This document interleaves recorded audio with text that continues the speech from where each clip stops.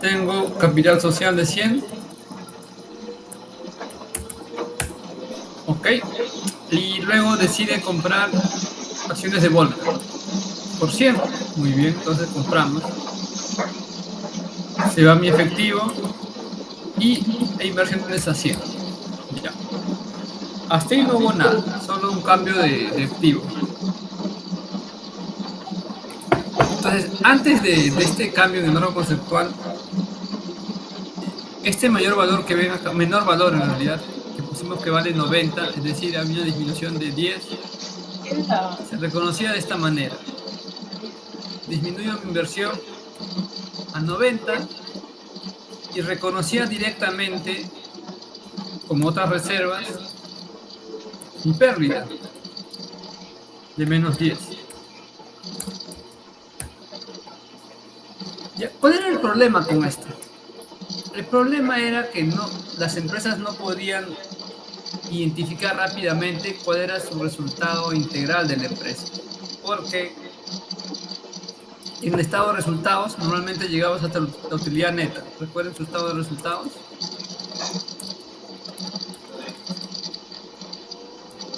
Ventas, costo de ventas.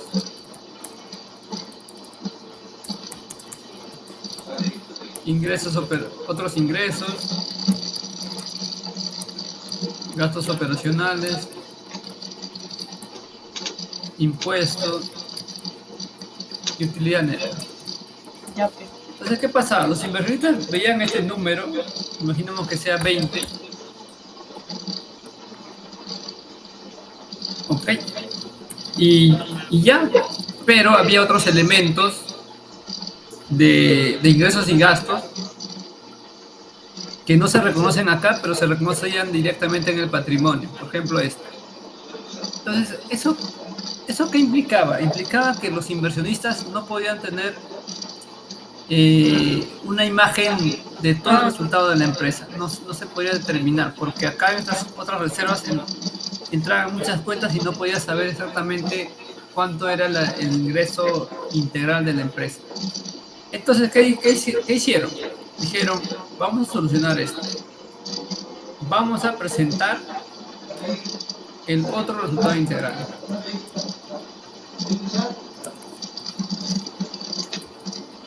Por ejemplo, vamos a presentar cambios en el valor de la acción. Cambios en el valor razonable. Muy bien, entonces, imaginemos que esto sea 0. No pasa nada. Ay, Dios. Esto es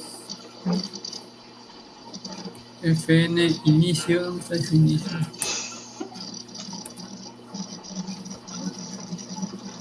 No sé manejar bien mi laptop, chicos, lo siento.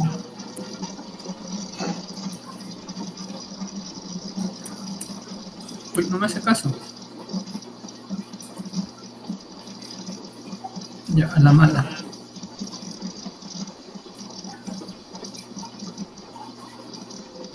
Uy.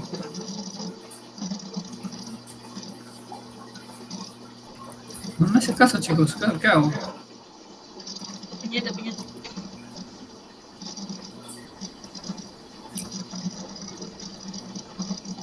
Ya. Estaba acá, ¿no? No. Se rayó. Ya está. Entonces les decía que antes las empresas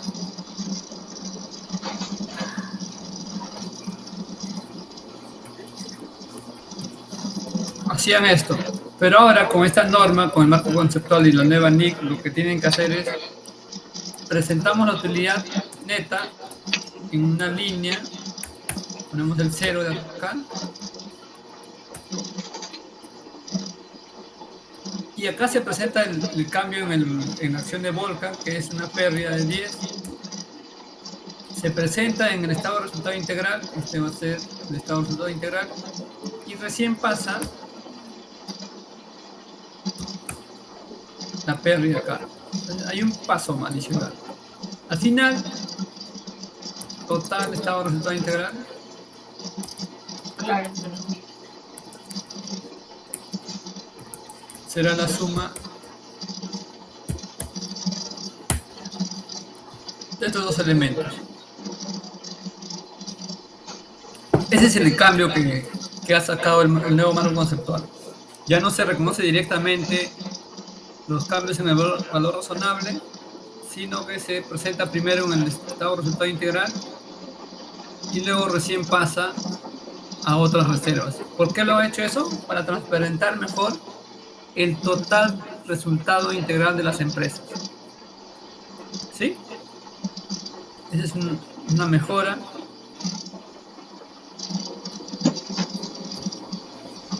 Ya.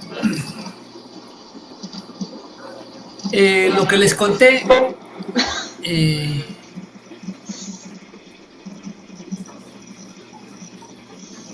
esto era antes. Lo que les conté, esto era antes. El resultado del ejercicio iba directamente al patrimonio y las demás cuentas patrimoniales estaban excedente de revaluación, otros ajustes, como por ejemplo variación o fluctuación de valor razonable con cambios en resultados integrales. Está el tema de contabilidad de cobertura, etc. Se reconocía directamente en el patrimonio. Pero eso ha cambiado. Ahora se reconoce el estado de resultados y adicionalmente otro resultado integral. Y recién del estado de resultado integral, recién se pasa al patrimonio. Ya. Pero, ¿cuál es la definición de otro resultado integral? ¿Cómo se define este componente? Sabemos que es estado de resultados. Representa el estado de ganancias y pérdidas, donde se reconoce el total de ingresos y gastos, excluyendo desde luego componentes de otro resultado integral. Ahora vamos a definir otro resultado integral. Dice, comprende partidas de ingresos y gastos, incluyendo ajustes por reclasificación, que no se reconocen en el resultado del periodo. A ver, ustedes han tenido su curso de filosofía, ¿no? La forma como está definiéndose el otro resultado integral es en función a la exclusión de los componentes que no se incorporan en el estado de resultado. Es sencillo, entonces las normas en realidad te van a decir qué componente va en otro resultado integral y qué componente va en el estado de resultado.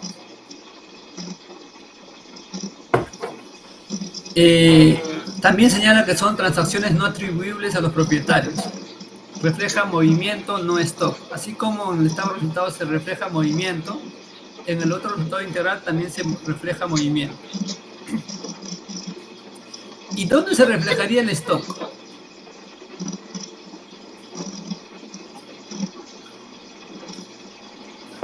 El stock del otro resultado integral, ¿dónde se reflejaría?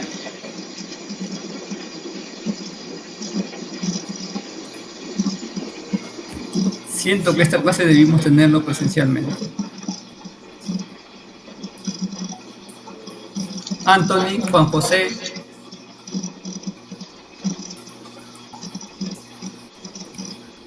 O sea, profe, en el stock como tal se refiere a en qué parte como se almacena. El stock quiere decir los saldos acumulados, ¿dónde se registran?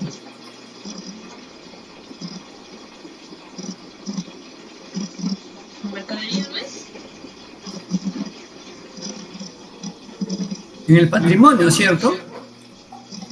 ¿Dónde se reconoce el stock del estado de resultados de la utilidad neta? En el patrimonio. Patrimonio. Y también, por analogía, el stock de otro resultado integral se va a reconocer en el patrimonio. Ya. ¿Y qué es el estado de resultado integral? Cuando les pregunten en sus olimpiadas contables, ustedes van a responder: comprende todos los componentes del resultado del periodo y de otro resultado integral. Muy bien, eso es. Ahora vamos a pasar a los criterios para el reconocimiento de las partidas. Dice Dice, el reconocimiento es el proceso de representar en el estado de situación financiera o de resultados mediante un importe monetario, una partida que cumple con la definición de activo, pasivo, patrimonio, ingreso o gasto. Entonces, el reconocimiento es el hecho de registrar en los estados financieros, ya sea un activo, pasivo, patrimonio, ingreso o gasto. Cuando se señala ingreso o gasto, incluye los componentes del estado de resultados y otro resultado integral, desde luego. ¿En función a qué? A la relevancia de esas partidas y su representación fiel, que son características que ya lo discutimos previamente. Ahora, ¿cómo debemos reconocer? ¿En función a qué? En principio tiene que cumplir la definición de activo, pasivo, patrimonio, ingreso o gasto. Dice, puede permitirse excepciones de reconocimiento si la información no resulta útil o por criterios costo-beneficio. Ya, acá ya les he dado varios ejemplos. Quiero que me den ejemplos de cuándo no reconoceríamos alguna información si es que no resulta útil o por el tema del criterio de costo-beneficio.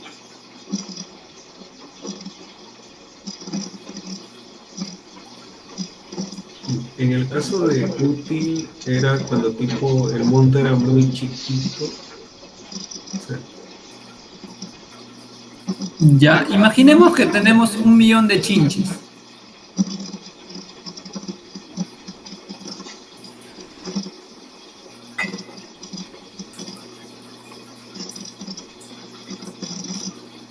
El costo de reconocer cada chinche va a ser superior al beneficio de mostrar o de hacer una representación fiel de esos chinches en los estados financieros, ¿cierto? En ese caso, ¿qué vamos a hacer? Vamos a decidir o vamos a optar por no reconocer. ¿Qué dijimos del ejemplo de lapiceros, me parece? ¿O qué ejemplo usamos? No se reconoce el activo, sino que se reconoce todo como gasto. Entonces, estas excepciones de reconocimiento existen y también están en las normas contables, están en las NIF, están en las NIC, que permite que se haga excepciones. ¿Qué cosa más se debe cumplir? La relevancia de la información. ¿Es relevante esa información? ¿Va a ser útil para la toma de decisiones? Y otro concepto que entra en controversia es la representación fiel. Si hago una representación fiel, me permite mostrar adecuadamente los estados financieros, pero el costo de hacerlo en realidad es mayor al beneficio. Entonces hay que ponderar estos elementos a la hora de reconocer elementos de los estados financieros. Luego dice, y este concepto es importante, dice, una baja probabilidad de entradas o salidas de beneficios económicos y un excepcionalmente amplio rango de posibles desenlaces puede implicar en información no relevante. Es decir, correspondería ser solo revelaciones. Este concepto lo hemos hablado. ¿De qué estamos hablando acá? ¿De qué tipo de ejemplos?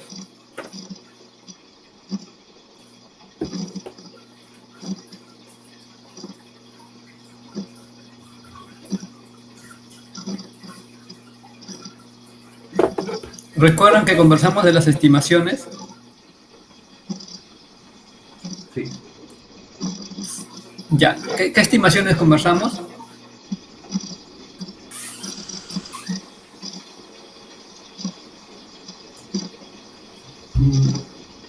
¿Podría ser en el caso, por ejemplo, de la pintura? La pintura. ¿Qué pasó con la pintura?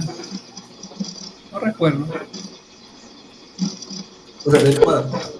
Pero acá estamos hablando de baja probabilidad de entradas o salidas o un rango excepcionalmente de posibles desenlaces puede implicar información no relevante.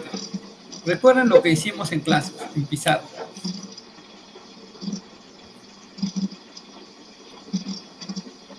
¿No recuerdan?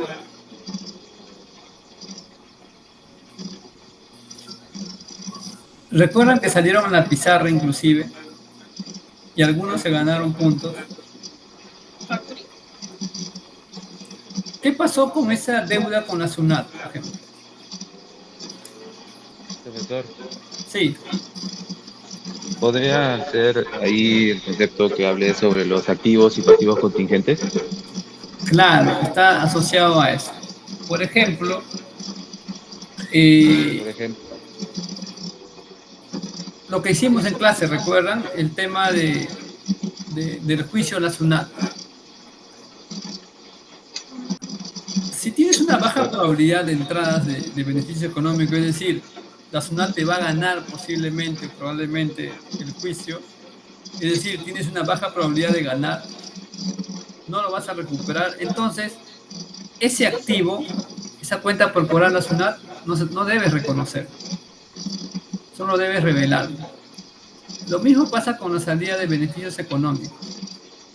Si tienes una baja probabilidad de salidas de beneficios económicos o excepcionalmente o un rango de posibles desenlaces que en realidad no puedes determinar cuál va a ser su eficacia final, puedes concluir que la información no es relevante. Por tanto, no es relevante en el sentido de que te permita reconocer, pero sí es relevante para que el usuario de estados financieros lea de esa contingencia, ya sea activo o pasivo, y se haga la revelación.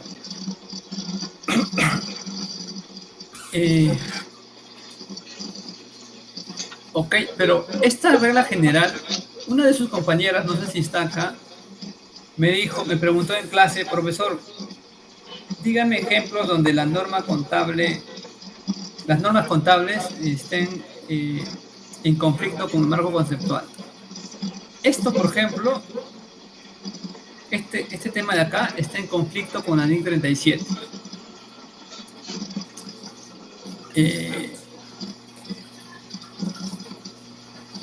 Ahora, me dirán, ¿por qué está en conflicto?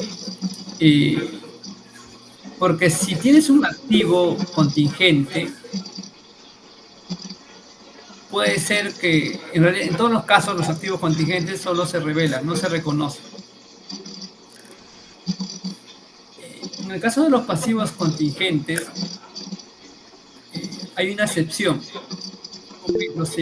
Si quieren lo vemos en la ley 37, pero los invito a revisar en todo caso en sus casas para que me digan cuál es la diferencia entre activos contingentes y pasivos contingentes y cómo es que entra en contradicción con este párrafo de acá.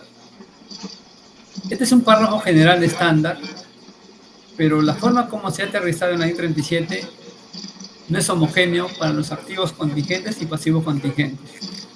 Les dejo de tarea para que revisen. ¿Alguien levantó la mano o comentó? yo, profesor, Sí, profesor. podría ser, A ver, por orden, por favor, no se peleen. que diga mi compañero primero. A ver, adelante. Gracias. No, profesor, solo quería mencionar de que sí, creo que fue en el salón y que justo mencionó de que si teníamos un conflicto tendríamos que hacer más que todo caso a la norma, ¿no? El marco conceptual quedaba en segundo plano en este caso. Sí, es correcto.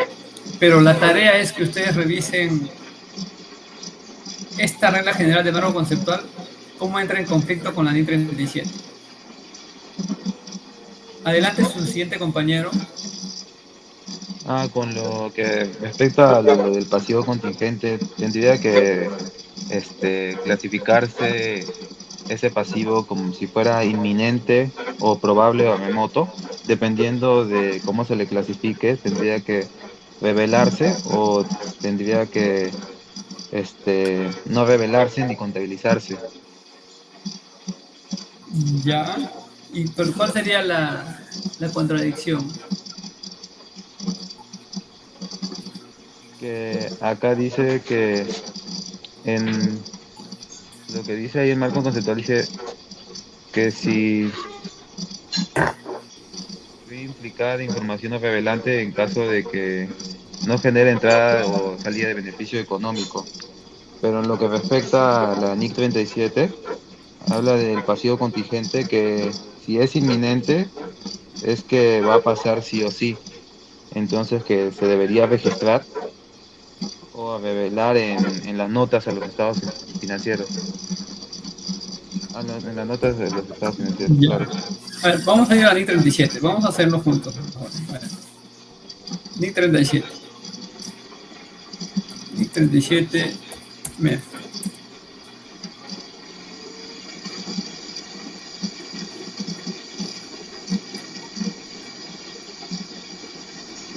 Ya, a ver, vamos a ver.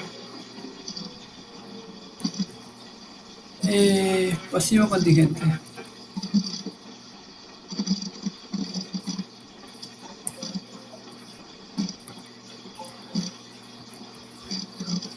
Ya. Dice, un pasivo contingente es una obligación posible surgida a raíz de sucesos pasados o una obligación posible y cuya existencia ha de ser confirmada solo por la ocurrencia o la falta de ocurrencia de uno o más hechos futuros inciertos, etc. Acá, ¿de qué nos está hablando? De juicios, básicamente, ¿no? Uy, en un momento.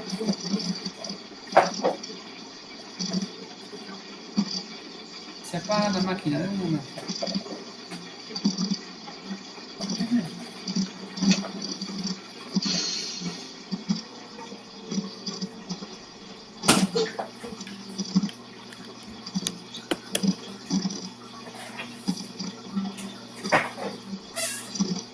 Ya, está cargando.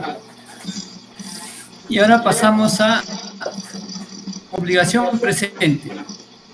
Una obligación presente surgida a raíz de sucesos pasados que no se ha reconocido contablemente porque no es probable que para satisfacerla se vaya a requerir salida de recursos, ¿ok? Y el importe de la obligación no puede ser medido con fiabilidad. Este es un pasivo contingente. Ahora vayamos a activo contingente. Dice, un activo contingente es un activo de naturaleza posible. ¿Ok? De naturaleza posible. Surgido a raíz de sucesos pasados, cuya existencia debe ser confirmada solo por la ocurrencia de uno o más eventos, que no están enteramente bajo el control de la entidad. Ya. Entonces, un activo contingente es de naturaleza posible. Es posible. El posible puede ser 50-50. ¿Sí? Si le ponemos porcentajes.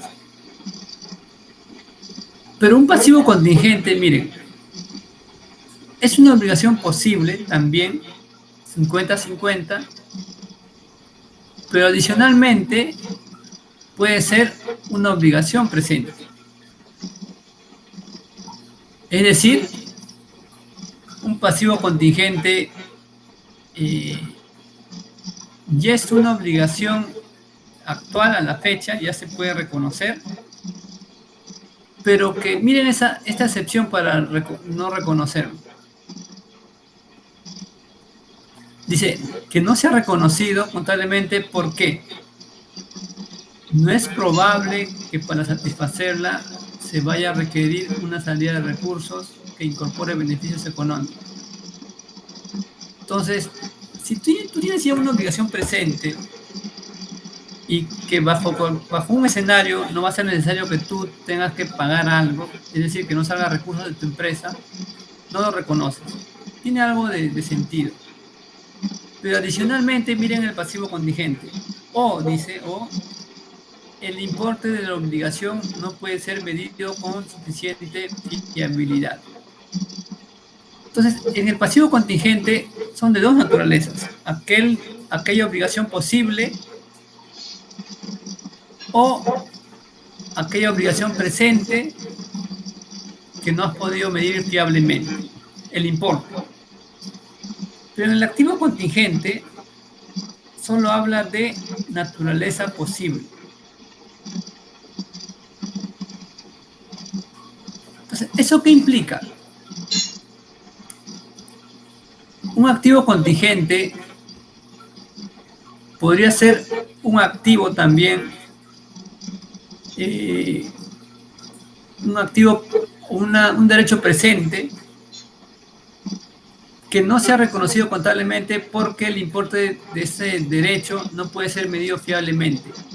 Por ejemplo, si hacemos analogía de activo contingente con pasivo contingente. Eso no lo contempla la norma. ¿Ven cómo es la diferencia? Una regla general de marco conceptual habla de baja probabilidad de entradas o salidas de beneficios económicos. Habla de baja probabilidad de entradas o salidas de beneficios económicos. Y eso debería ser revelado. Es decir, si tengo baja probabilidad de entradas de recursos, lo revelo. Pero acá la norma dice, no habla de baja probabilidad, habla de un activo de naturaleza posible, es decir, 50-50. 50% de que sí, 50% de que no, y en ese caso se revela estos activos contingentes. Ya. Pero la yapa es que el activo contingente, para reconocerlo, tú podrías, por ejemplo, reconocer una obligación presente, un activo contingente que sea, que tenga un derecho presente y que el importe no pueda ser medido con fiabilidad. Podrías reconocerlo, aun cuando no se haya medido con fiabilidad. Hay asimetría respecto al pasivo contingente. ¿Se nota la asimetría? ¿Por dónde viene?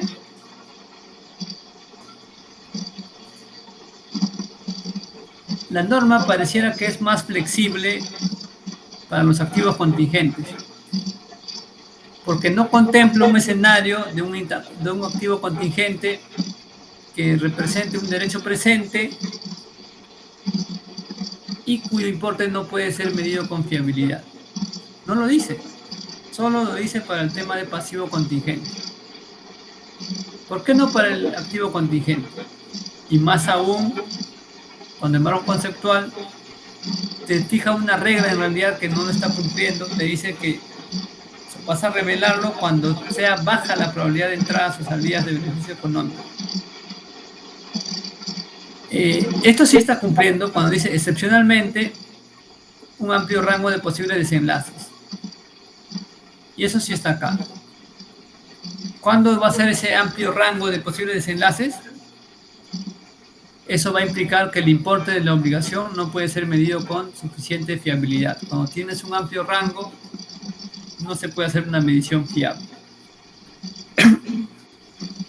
Ok, esos son los temas que se deberían tener cuidado a la hora de leer estas normas luego de haber revisado su marco conceptual.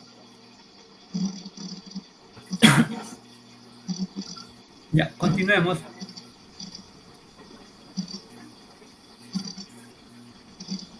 Dice, es la eliminación total o parcial de un activo o pasivo reconocido en el estado de resultado de situación financiera. Es decir, la baja en cuentas es eliminar tu activo pasivo de tu estado de situación financiera.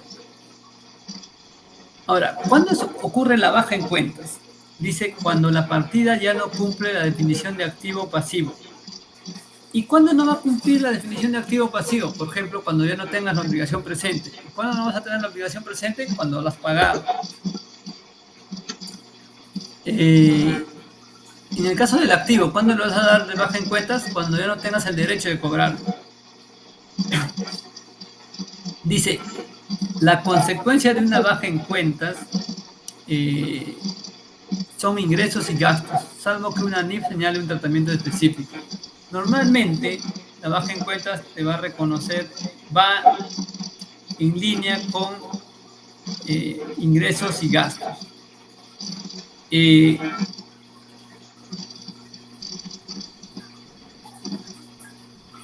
Un ejemplo con ingresos de baja en cuentas de un activo.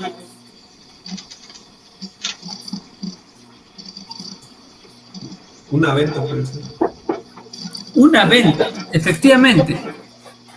Yo vendo un activo, reconozco un ingreso y de forma simultánea tengo que reconocer la baja en cuentas. ¿Y la baja en cuentas qué me representa? Un ingreso. No. A ver, el ingreso es en mi estado de resultados representa la venta. La baja en cuentas, ¿qué representaría? Que ya no existe la La mercadería ya no. Pero ¿cómo lo represento? ¿Qué representa en el estado de resultados? ¿Una cuenta por cobrar, profesor? No, chicos, a ver. Un gasto. Un costo de ventas, un gasto, ¿cierto? Claro, estoy ¿Y qué estamos haciendo ahí? Estamos haciendo un paralelismo, ¿cierto? Reconozco un ingreso y simultáneamente reconozco el costo de ventas a través de dar de baja en cuentas el activo. ¿Eso cómo se llama? Bueno, en el antiguo marco conceptual se llamaba como correlación entre ingreso y gasto. A un ingreso, a un reconocimiento de ingreso debe corresponderle naturalmente el reconocimiento de un costo de ventas, un gasto. La pregunta hacia ustedes sería, ¿por qué creen, esta podría ser una pregunta de examen, ¿por qué creen que la correlación ha sido eliminado del marco conceptual? El principio de correlación entre ingresos y gastos, ¿por qué fue eliminado del marco conceptual?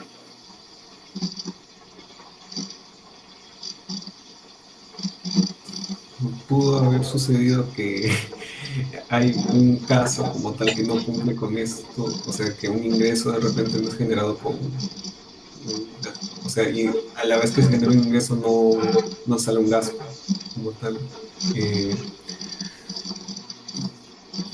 Ya, Anthony, ahí está la respuesta. ¿Por qué eliminó la YASB el principio de correlación de ingresos y gastos?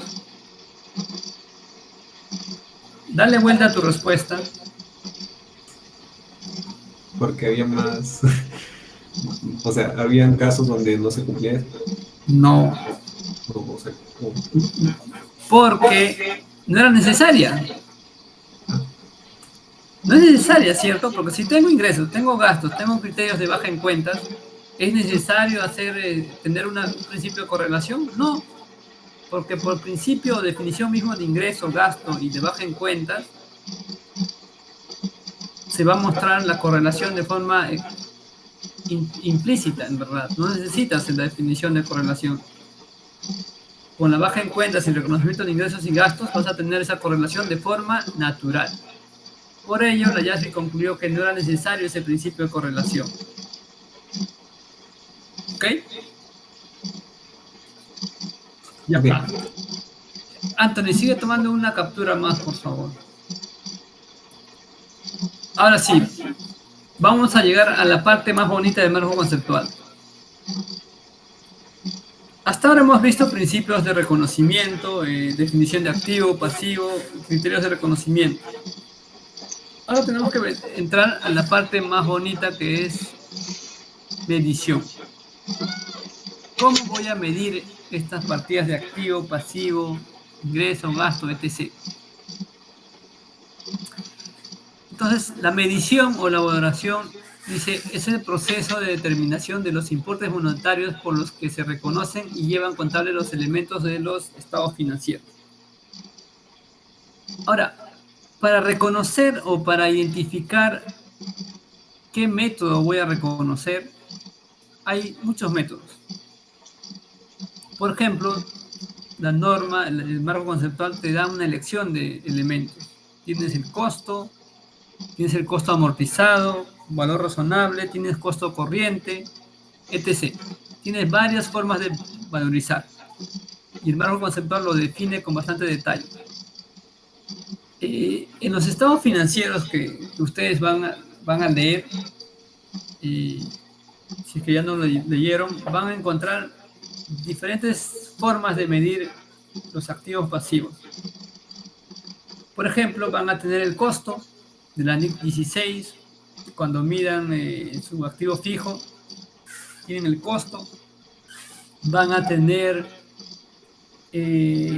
importe revaluado, valor revaluado en la NIC 16, van a tener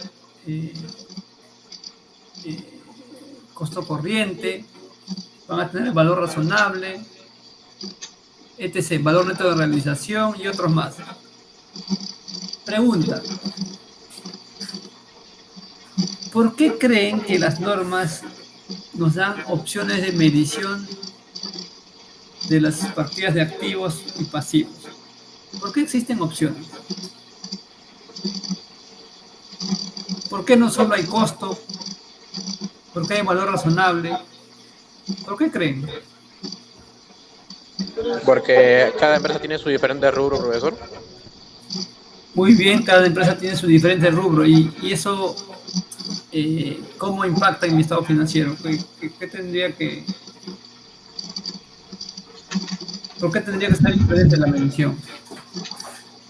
Por ejemplo, no va a ser lo mismo que una empresa productora mida lo que es el valor de sus activos, que porque en sí los está utilizando, a diferencia de otra que tal vez solo los vende, ¿no? En sí uno está haciendo más uso del otro.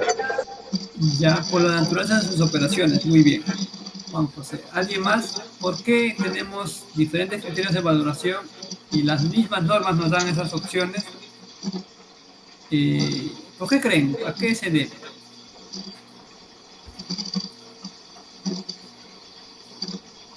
Porque los activos se revalúan. Ya, pero hay que ir al origen. ¿Para qué sirven los estados financieros? Para revelar información financiera a los usuarios. Ahora, tenemos que ir un poco más atrás. Los estados financieros nos brindan información útil a una gama de usuarios de estados financieros. Les voy a hacer una pregunta. Imagínense que ustedes sean una empresa que realiza inversiones y todas sus inversiones lo registran al costo. ¿Esa información es relevante para una empresa que realiza inversiones? ¿Les es útil esa información? Sí es útil, profesor. ¿Por qué es útil? ¿Acaso si no es mejor que mis estados financieros muestren no solo el costo, sino a cuánto valen mis inversiones en el mercado? Es decir, su valor razonable no sería más relevante que el costo en el caso de tener inversiones.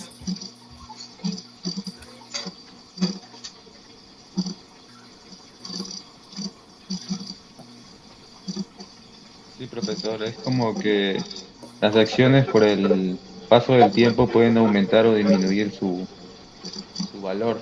Muy bien, Entonces, entonces ¿qué me da ese valor razonable? ¿Qué información? ¿Me da una información relevante, más relevante que tener la información al costo? ¿Sí o no? sí, profesor. Muy bien, entonces, otro ejemplo. Ustedes conocen, cuando emiten deuda financiera, emiten bonos, es una obligación financiera. ¿Qué información sería relevante para el inversionista? ¿Sería el costo amortizado de esa deuda o el valor razonable de esa deuda? ¿Qué información creen que sería más relevante? El valor razonable.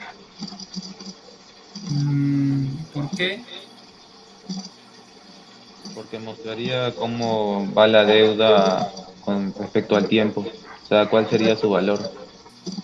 Sí, pero el costo amortizado, al final la deuda tú vas a pagarlo. Tú vas a hacerlo. ¿Cómo es la deuda? La deuda te dan cuotas y tú vas pagando mensualmente o semestralmente, como sea.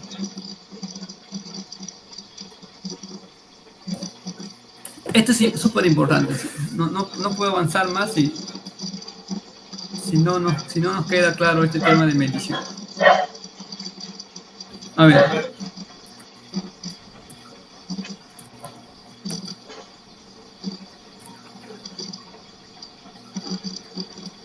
No quiero que contabilicen por contabilizar, sino quiero que sepan por qué se hacen las cosas. Ya, vamos a empezar con... este es un estado de situación financiera de Alicor, supongamos. Y este señor tiene una deuda financiera.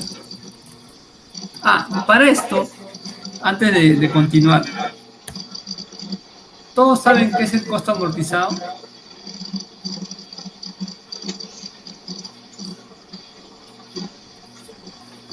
Anthony, compañía, Juan José, ¿les han enseñado el costo amortizado? Profesor, no es cancelar parte de la deuda, pero sin afectar los intereses y no a la base en sí. Ya, sí, más o menos. Costo amortizado, ¿en qué consiste? Ya, no les han enseñado. Ay, esto debería ser en pizarra, pero... El costo amortizado básicamente consiste... Es una derivación del costo. Imaginemos que tienes una obligación financiera. De 100, que vas a pagarlo... Acá está mi obligación financiera.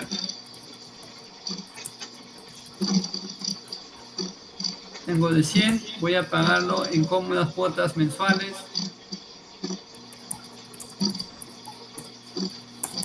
De 10. Muy bien, entonces quiero saber el costo amortizado. Es decir, si yo voy a pagar mensualmente 10, esta deuda debería disminuir, ¿cierto? Ya. El costo amortizado consiste en esto.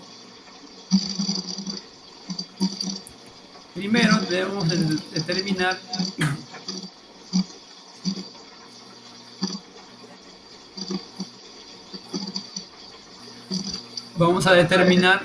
nuestra tasa de interés implícita. Esto vale 10.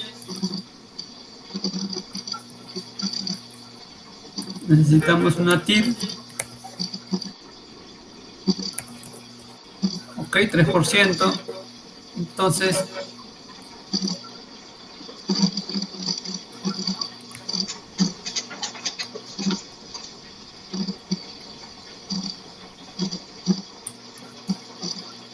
empezamos con los 100. Devengo intereses por el paso del tiempo y voy a pagar mi cuota mensual. Es decir, voy a amortizar mi deuda. Es el saldo inicial. Este es mi interés devengado.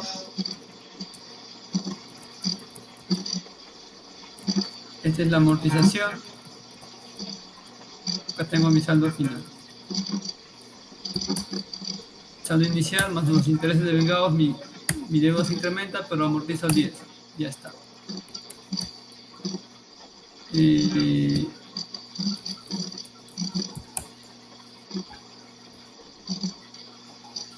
Voy a poner celda absoluta. F5 me parece que.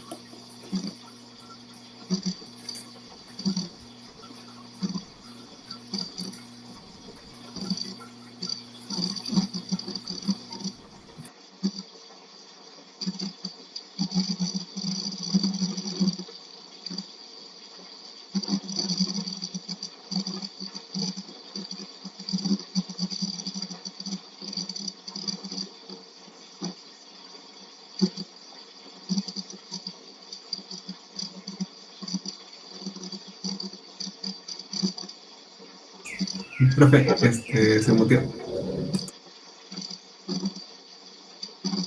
Ahora. Ahora sí. Ya, gracias, Antonio.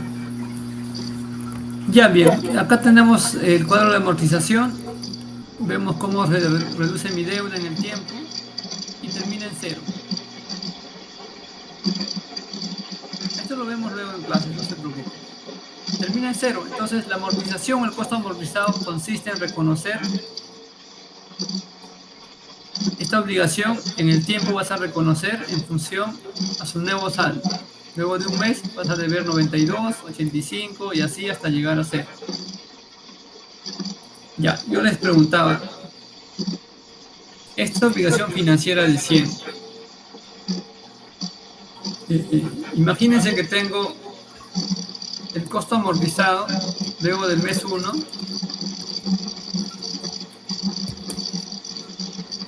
es 92.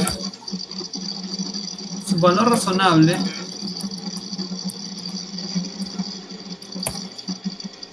es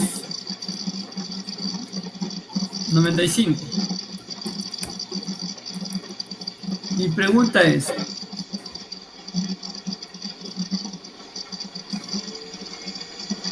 si quiero hacer una representación fiel de esta transacción, que sea información útil para el mercado, para el usuario de estado financiero, ¿qué tipo de medición debería presentar?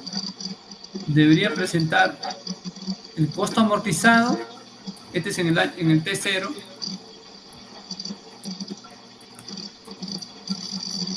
ya estamos en el mes 1, este es T0,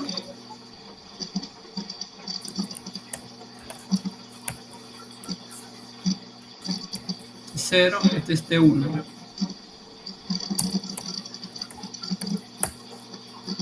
Ya. Al inicio es por el importe que has recibido. Tienes tu 100 de caja.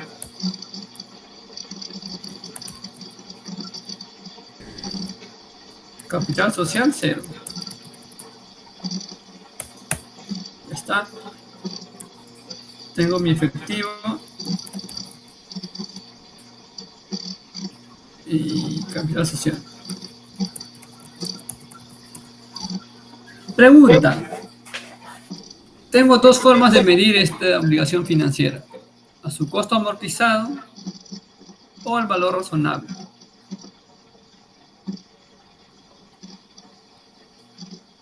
¿Cómo lo medirían ustedes? No hay respuesta mala.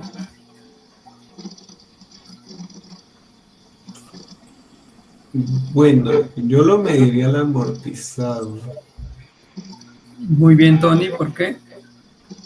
A ver, es que, o sea, esto de acá, por así decirlo, el valor razonable solamente me representa algo como tipo, algo, ¿cómo decirlo?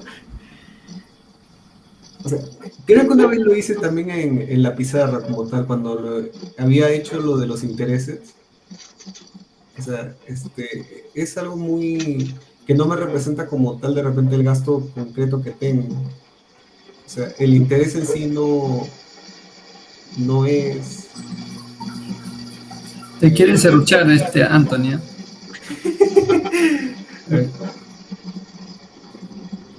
Ya, a ver, siguiente. Buen intento, Anthony, pero ahora vamos a volver. A ver, Fabio, quiero generar discusión. Profesor, podría ser por el costo amortizado, ahora que lo pienso bien, porque el costo amortizado mostraría el valor de la deuda en sí y mostrando por los intereses por separado.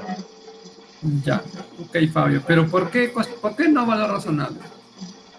Porque el valor razonable estaría utilizando, por ejemplo, los intereses y mostraría más este valor de lo que la deuda en sí se está ya acabando, ¿no? Ya, muy bien, El Fabio. costo amortizado mostraría más fielmente cómo va la deuda. Ya, muy bien. Ya. Maite.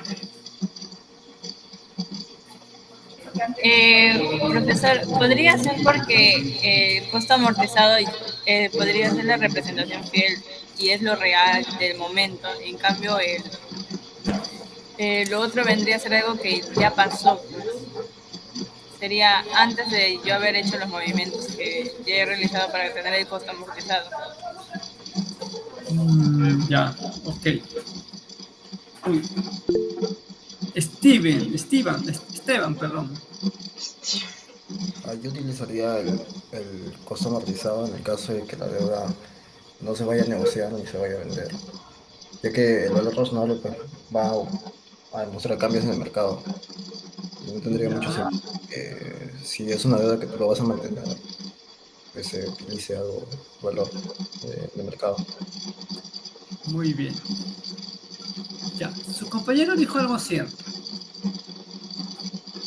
Acá cuenta mucho. ¿Estoy proyectando? No, no. Vamos a proyectar No, toda la pantalla.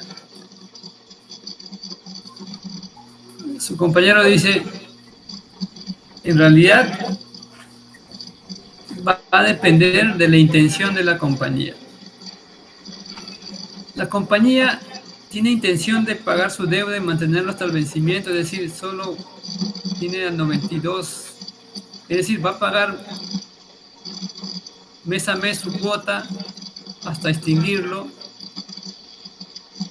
o va a querer negociarlo, es decir, va a poder venderlo a su valor razonable. La respuesta es que cualquiera de estas dos opciones es válida siempre y cuando se tenga en cuenta la intención de la empresa.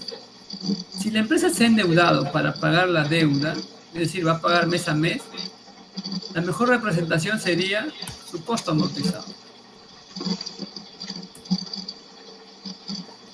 Pero si la empresa piensa venderlo, liquidarlo, antes de terminar de pagar todos los flujos, antes de llegar a cero, entonces tendría más sentido tener a su valor razonable. Lo mismo pasa con las inversiones. Imaginemos que esta empresa adquiere estos bonos. Ya. Vamos a hacer otra empresa.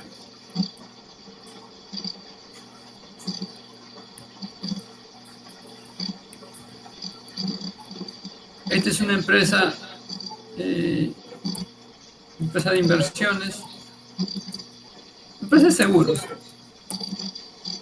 que realiza inversiones. Uy, ya. Lo mismo pasa con la empresa. Imagínense que le compran la deuda a esta empresa. Le compra su emisión de deuda, su obligación financiera. Lo reconoce como inversión. Por cierto. Ya. Y tiene estos dos datos también. Para él también vale lo mismo. Puede reconocerlo al costo amortizado.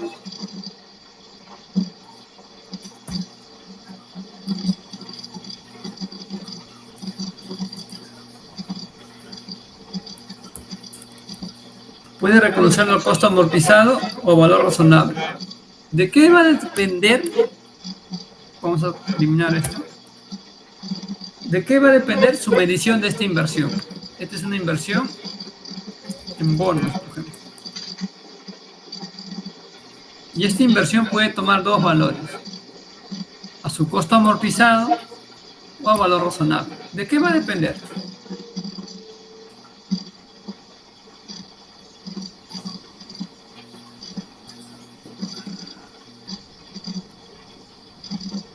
De la importancia que le dé la empresa a los bonos. ¿De la importancia o de su intención? De la intención, profesor. Muy bien. Si mi intención es cobrar los flujos, es decir, cobrar estos flujos, estos 10 siempre cada mes, ¿me interesa el valor razonable de esta inversión? No. Lo reconozco a 92.92. Pero si por el contrario mi intención es venderlo, porque las inversiones en bonos no puedo vender,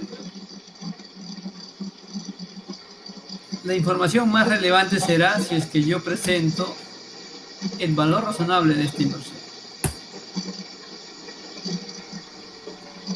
Esto que les cuento está en el marco conceptual en forma de definiciones de las formas o criterios de valorización de los elementos de activos y pasivos, pero se desarrolla en las normas internacionales. En este caso, la NIF 9. La NIF 9 te establece qué tipo de medición hacer, dependiendo de la intención que tengas sobre la inversión o tu obligación financiera. De igual forma, por ejemplo, tenemos otras normas. Este es con la NIF 9. Tenemos, por ejemplo, la NIC 41 de activos biológicos.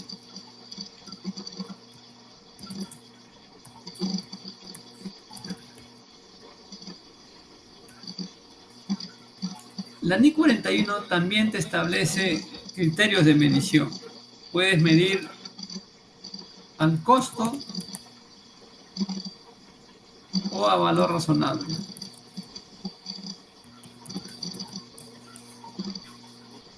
En este caso, no establece la intención, sino que te deja a elección de los usuarios en realidad a elección de la gerencia, puede optar por el costo o el valor razonable. Al valor razonable siempre y cuando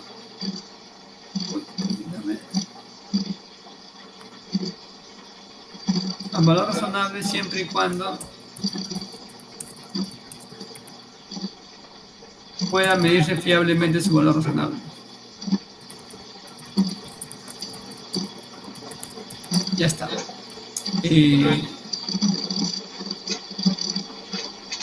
¿Qué más tenemos? También la NIC 40, propiedades de inversión.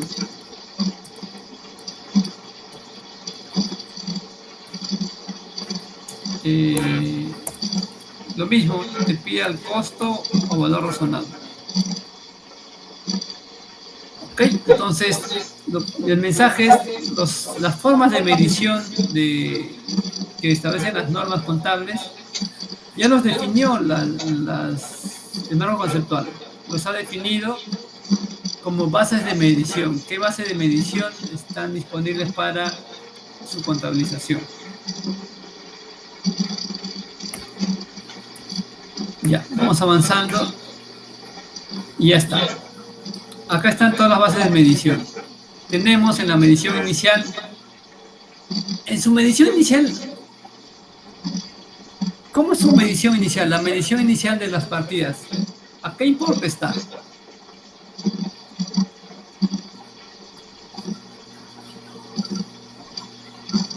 ¿Cómo llamarían a ese importe que se reconoce que se incluye en su reconocimiento inicial?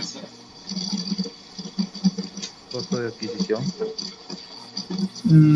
Sí, puede ser costo de adquisición, pero hay un nombre adicional. El reconocimiento de las partidas, por default, se dice que se reconocen a su valor razonable.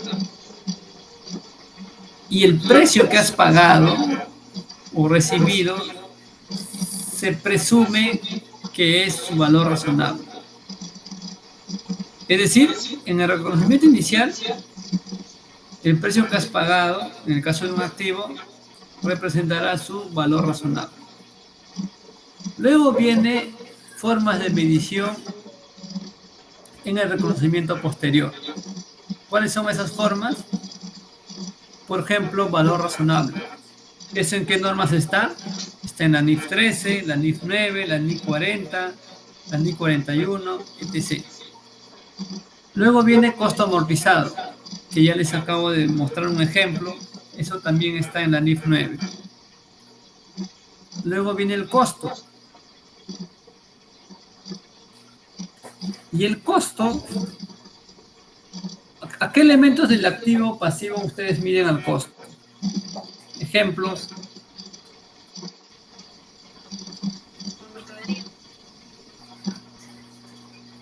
Mercadería.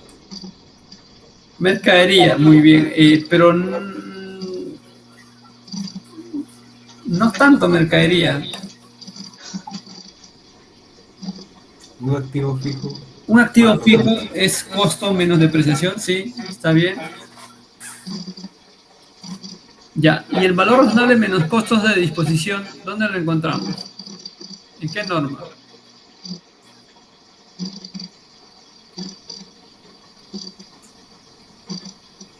Ahorita activo biológico lo que acaba de decir. El valor razonable y costo. Los dos. No, el valor razonable menos costos de disposición lo van a encontrar para activos biológicos, en la NIC 41. Y la medición del valor presente, ¿dónde lo encontramos? Instrumentos financieros. En instrumentos financieros también está en la NIC 36, desvalorización de activos. Para hacer el impairment, también se usa un enfoque de valor presente. ¿Dónde encontramos el valor neto de realización? Me agarró, bro. Ya, eso está en ¿Dos? la NIC 2, muy bien. ¿Y dónde encontramos el método de la participación patrimonial? Eso ya lo comentamos en clase. 3. En la NIF 9, la NIF 28 y NIF 10. Cuando vas a medir posteriormente tus inversiones en asociadas, subsidiarias o negocios conjuntos. ¿De qué va a depender las opciones de mediciones? De la naturaleza de tus activos o pasivos. Toda esta gama de opciones de medición están en las normas contables. ¿Ok? Y acá tienen ejemplos de revelaciones sobre bases de mediciones. Lo pueden revisar en su casa. Ya. Vemos este cuadrito y nos vamos, ¿les parece? Hay más cuadritos. Tenemos más cuadritos.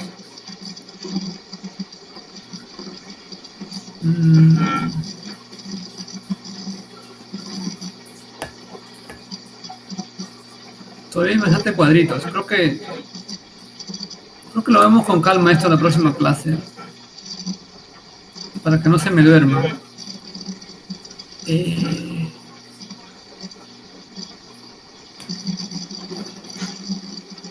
Profe, un repasito el viernes antes de la práctica, por favor. Sorry, no te capté. No, le decía un repasito, profe, el viernes antes de la práctica. Se han preocupado de la práctica. Ya, está bien, pero no se preocupen por la práctica.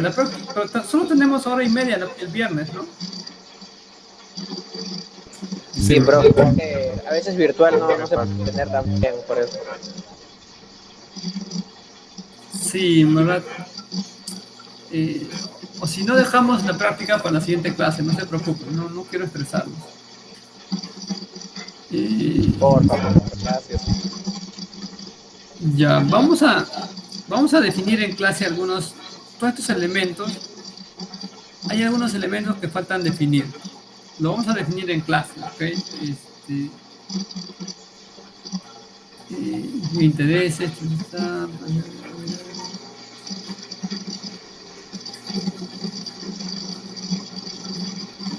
No, hay algunas definiciones que quiero hacer sobre esto. Porque acá falta la definición de costo corriente.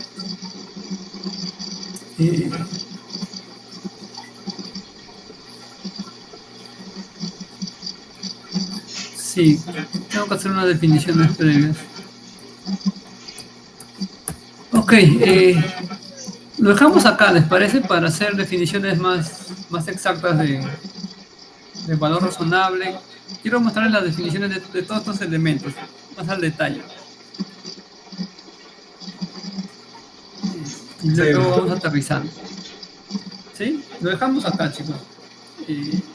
Mejor presencial, porque no suma mucho en la clase virtual. ¿Sí? ¿Nos vamos? La otra semana, ¿eh? Ok. Muy bien. Es pesado, lo sé, pero tocaba hacer esta clase virtual. Cuídense mucho. Gracias, Anthony, por tu apoyo. Gracias por participar a todos. Juan José, Maite, Esteban, Blas Contreras, etc. Anthony, apuntas a los que participaron hoy, por favor. Te apuntas tú también para tus bonos.